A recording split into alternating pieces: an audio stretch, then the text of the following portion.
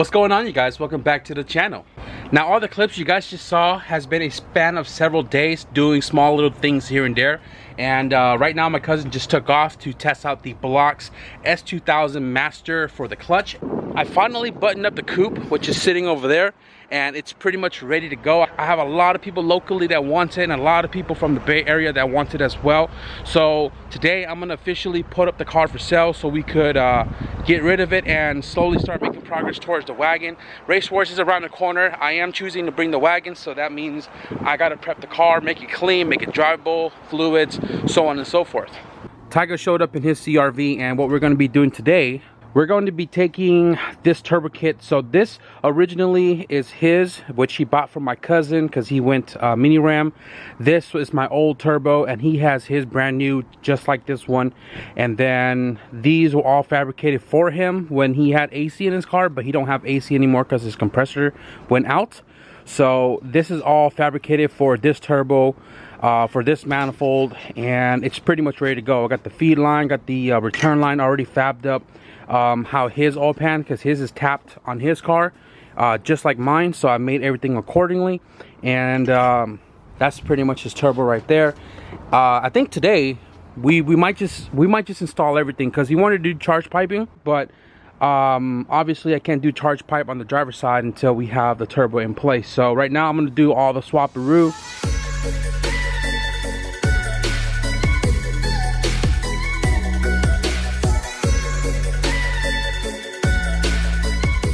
So right now I'm having Tyga, you know, take apart his car.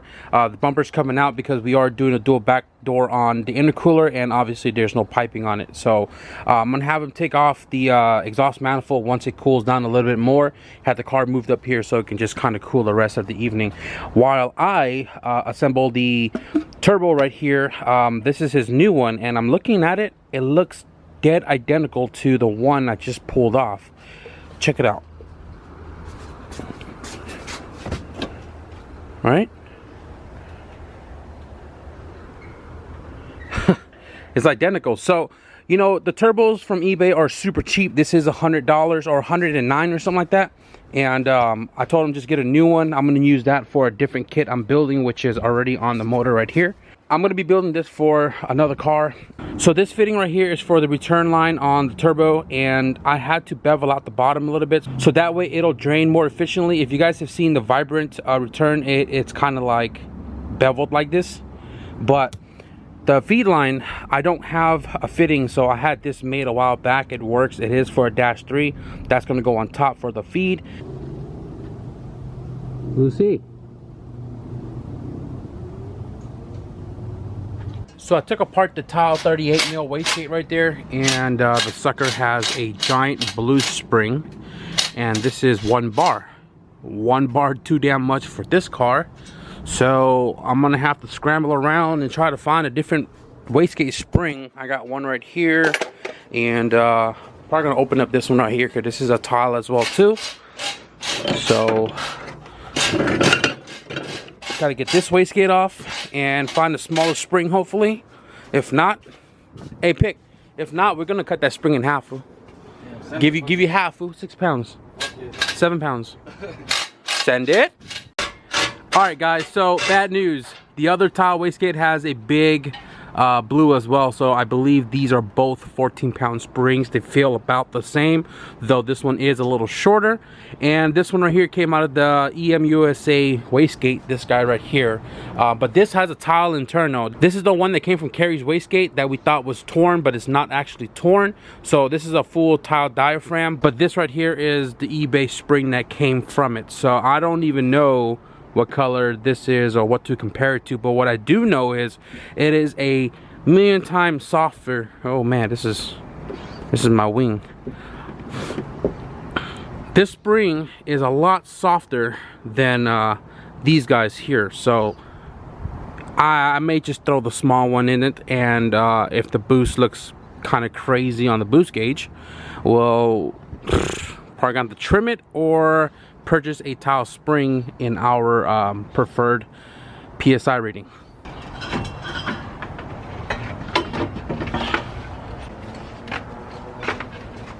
Pull the reservoir out.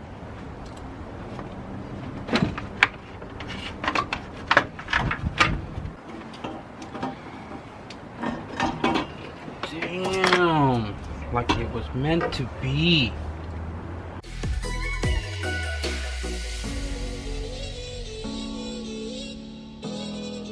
So turbo is fully mounted, and we had an issue with this giant like stock fan shroud touching the compressor housing, so I had to trim it down a little bit right there. He is going to get a new slim fan just to get rid of this giant one being an interference with the turbo, but for now it'll work. So you look at it right here, we now got it to sit somewhat flush, right? But the downfall is, look how close that fin is to the compressor housing. Really close, but it's not touching. So right now we're just gonna rock with this. Okay guys, so now we're gonna be working on the intercooler, and I like to keep all of our pipings like dual backdoor just to avoid having to interfere you know, the piping going this way with the bumper, and especially the CRV because of how it's like conformed. It's going to be a little hard to try to clear that little corner right there, so dual backdoor is our best bet. And what I'm going to do is I'm going to cut this whole section out, just enough for us to run a 9-degree coupler going backwards. So before I take off the bumper support, I'm probably going to want to cut about there, right? This spot weld right here, this piece should come off, and then this is identical to the other side. So under the second weld, which is this guy right here, go straight across, that comes out right there. And then where we're going to be cutting is this 90 is going to point up a little bit because of this bottom frame that I'm not trying to cut.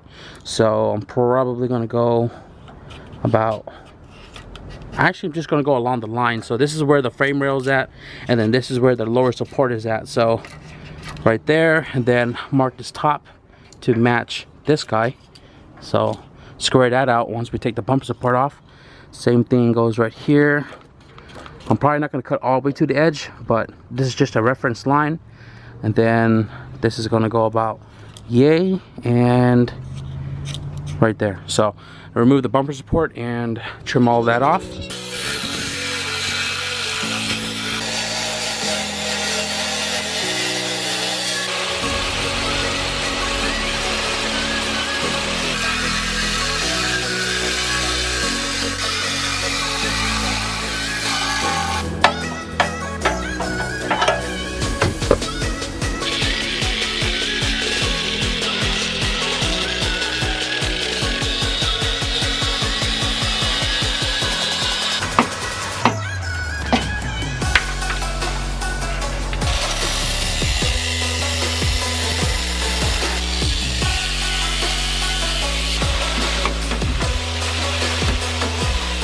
Alright guys, so we have a piping kit right here from Just Intercoolers on eBay, and they use the same piping as cxracing, so it doesn't have any coatings on it, which makes it a lot easier for me to weld this without having to, you know, grind down the coating, whatever. So this is straight up raw aluminum. We bought this kit without the intercooler because he already has one right there, and this wasn't too expensive, but it has everything we need as far as the bends. Over here, the 290 degrees are short, which is gonna work out for what we need it to do, and we're gonna be using 2 of these, one on each side to turn the intercooler dual backdoor. Oh, the box even has a freaking cxracing sticker in there. But you know what's crazy, right? I've never seen this little bend before. I feel like this is like a 120 because it's definitely not a 90, and this thing right here came in clutch. So the intercooler charge piping went a lot smoother than I had anticipated for, and let me show you why. So right here we have the 90 going backdoor into the radius support, and then we have this weird bend right here that goes right here, right? And then it pretty much almost mates up with the 2-inch 90 pipe that I have right here. It's black piece. It goes from the turbo 90 down, goes straight across. And I had this 2-inch to 2.5 coupler right here, and that pretty much made it this weird 120-ish to the 2.5, and the whole hot side charge piping is literally done. So all we got to do is clamp everything up, and over here to the passenger side, we have a 90 going into the radius support, and then we have a 45 down here at the bottom, right? The 45 then comes up just enough to clear the coolant reservoir, and then I have a 90 uncut going into the throttle body.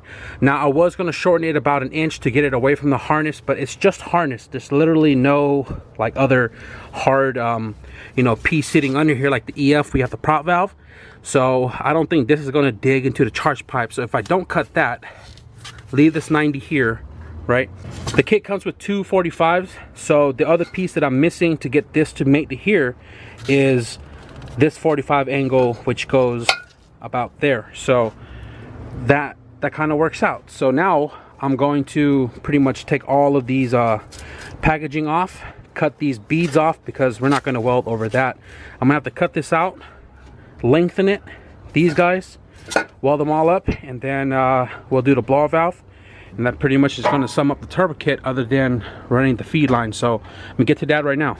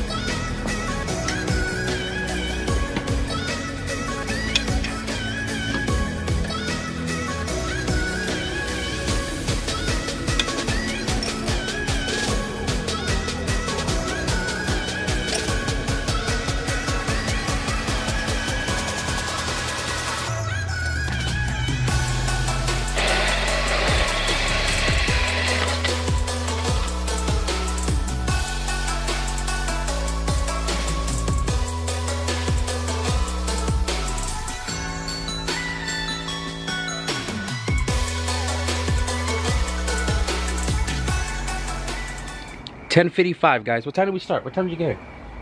4. 4? Yeah. So, what was that 5, 6 hours? Yep. 7 hours, 6 hours. I don't know math, but less than half a day, pretty much, guys. And we are done turboing the CRV. Now, you know, when a lot of people get turbo kits, they just dive right into it, not knowing like. You need to make a checklist because eBay turbo kit don't come complete. Sometimes downpipe and stuff don't fit.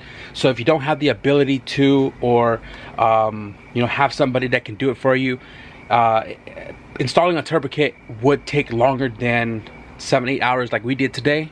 But because I'm able to do everything like charge pipe and all of that stuff, we were able to knock it out. We had a turbo kit sitting around, we had everything on order, and once everything came in, we pretty much knocked it out the ballpark. Damn battery died. So again, guys, quick little recap on everything we did today. You guys probably seen in a lot of videos, I had the turbo kit already sitting on the engine stand. Downpipe dump tube was already fabbed, return line was already fabbed, feed line, everything was already attached. And today we pretty much installed the full turbo kit, right? Once we got the turbo kit into place, we figured out our charge piping for the hot side goes across back door into the intercooler. We did this a few weeks ago, or not even, we did it like a month or so ago.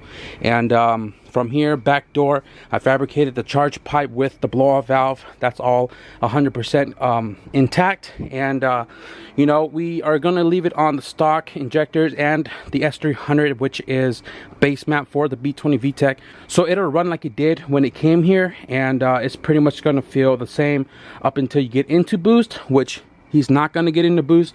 The only thing I did not do today was make the downpipe go to the exhaust, because you can't see that, but I don't have any gas in my MIG welder and I don't have a flange, so he's going to have to take care of that once he get out of here tomorrow maybe. And then I plumbed a wastegate and everything. I don't know what spring is in here until we get a boost gauge, but aside from all of that, we are ready to fire this thing over.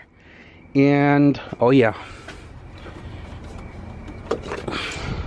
I'm gonna put this on so you don't get into boost, bro. How about that? But yeah, the last thing we need to put on is the bumper, which I'm not going to show you guys. It's either you cut it all the way or you sit there and precisely cut it to fit it with the intercooler without having to cut out your grill. So we're going to tinker with that. That's going to take some time, but we are ready to fire it, and we're going to do that right now with you guys before we end this video.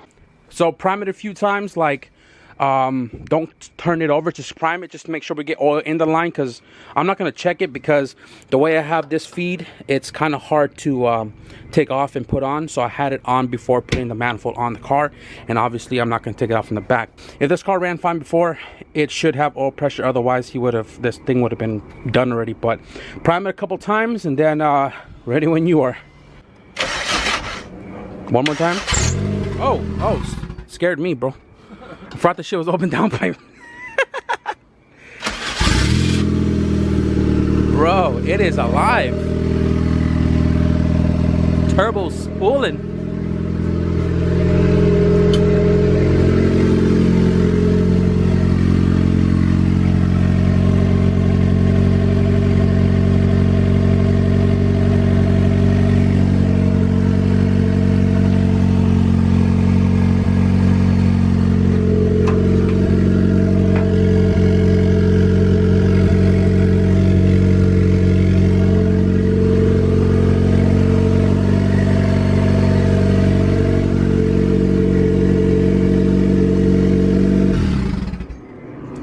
And that's pretty much it, guys. Gotta cut it because I don't want to disturb the neighbor, and it's already too late. But you guys just heard it. Turns on, no leaks, sounds good. I actually kind of like the open down pipe, but you know, California problems.